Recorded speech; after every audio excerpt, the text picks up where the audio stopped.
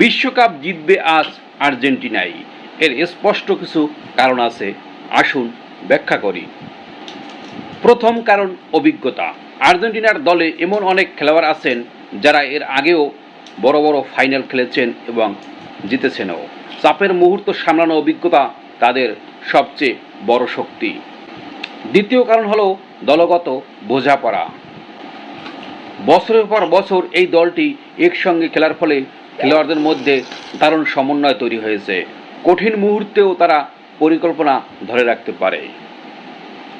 তৃতীয় কারণ হলো লিওনেল মেসি।